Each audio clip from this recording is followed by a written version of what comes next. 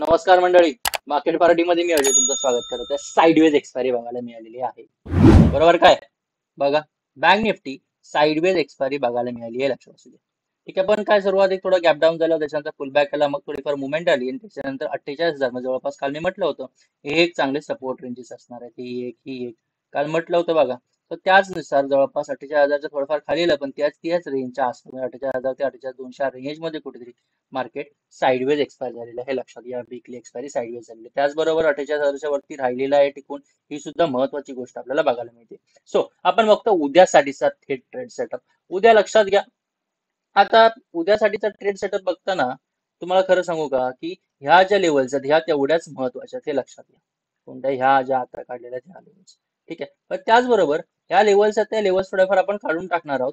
आणि त्याचबरोबर ही जी आहे लेवल, कोणती लेवल, आता करंट मध्ये जवळपास जास्त सेकंड ह्या सगळ्या लेवल्स काढून टाकल्यानंतर आता बघा, ही जी लेवल आहे जी खालची आपण काढली होती ही लेवल, ही तेवढीच महत्वाची आहे. एक तेवढीच महत्वाची, तेवढाच महत्वाचा एक मोठा सपोर्ट आहे, कारण ह्याच रेंजच्या आसपास हा ब्रेकआउट मिळाला होता आणि तिथून मार्केट मुवमेंट मध्ये वरच्या दिशेने गेलं होतं, हे लक्षात असू द्या.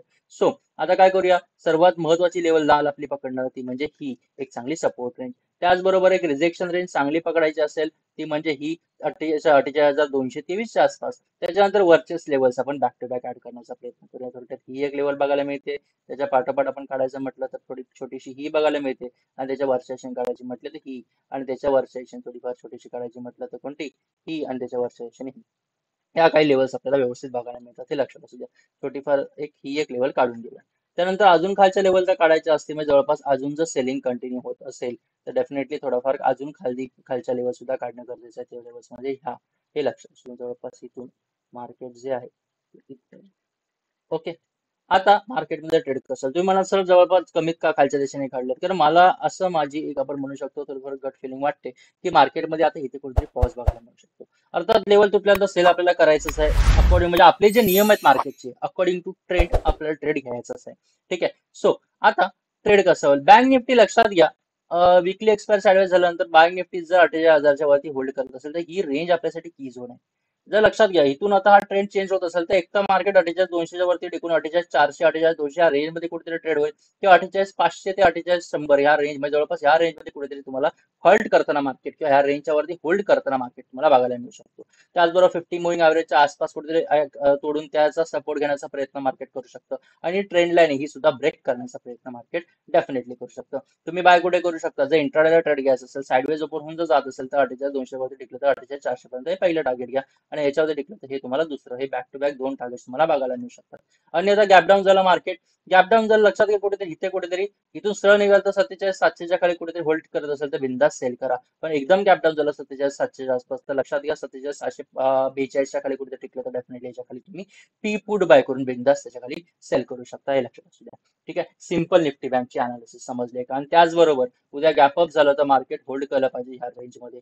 होल्ड करून जर जात असेल 48,400च्या वरती तरच बाय करा, अन्यथा करू नका. मार्केट थोडाफार मग साइडवेज किंवा डेफिनेटली एक वॉलेटाईल राहू शकतं, लक्षात असू द्या.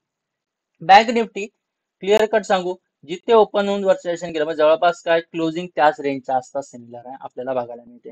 जर तुम्ही इथे बघितलं तर बघा एक चांगली ग्रीन कॅन्डल आपल्याला बघायला मिळते, आणि मी काल म्हटलं होतं जर लो तोडून खाली गेलं तर सेलिंग आपल्याला बघायला मिळू शकते. थोडक्यात काय, ही जी ग्रीन लाईन आहे, सॉरी ग्रीन कॅन्डल आहे, आपल्या 50 EMA च्या आसपास रिजेक्शन घेताना डेली टाइम फ्रेम मध्ये बघायला मिळतं. एक जवळपास चांगली गोष्ट थोडाफार आपण म्हणू शकतो, एकदम चांगली गोष्ट आपण म्हणू शकत नाही. एक्सपायरीचा जर विचार करतास ही जी ट्रेंड लाईन आपण काढली होती या ट्रेंड लाईनचा अतिशय चांगल्या प्रकारे मार्केटने रिजेक्शन घेतलेलं आहे. ठीक आहे. सो आता मार्केट डेफिनेटली ह्या रेंज मध्ये कुठेतरी एक होल्ड करते किंवा ट्रेड होते, तो म्हणजे एक साइडवेज ट्रेड आपल्याला इथे बघायला मिळतोय. आता 22,350च्या वरती जर कुठेतरी होल्ड करत असेल निफ्टी तर तुम्हाला एक ट्रेंडिंग मुवमेंट बघायला मिळू शकतो. थोडाफार का या सेलिंग नंतर जवळपास थोडाफार फुल बॅक तो किती बघायला मिळू शकतो, 22,400 ते 22,500. पण लक्षात घ्या हा मोठा रिजेक्शन आहे 22,500 त्याच्या आसपास हा रिजेक्शन असतं, पण सकाळच्या सुरुवातीला हा रिजेक्शन तेवढा स्ट्रॉंग नसणार आहे. का नसणार आहे, सुरुवातीला मार्केट जे आहे ते मार्केटच्या दिशानुसार मार्केटमध्ये पोझिशन बनवल्या जातात. जर ओपन होऊन सरळ जात असेल वरच्या दिशेने तर बिंदास टार्गेट तुम्ही 22,400चा पहिला घेऊ शकता, आणि त्याच्यावरती होल्ड केलं तर 22,500 दोन बॅक टू बॅक घेण्याचा प्रयत्न करा. पण प्रॉफिट बुक करा इथे पहिला आणि इथे दुसरं, कारण रिजेक्शन झोन्स ते लक्षात असू द्या.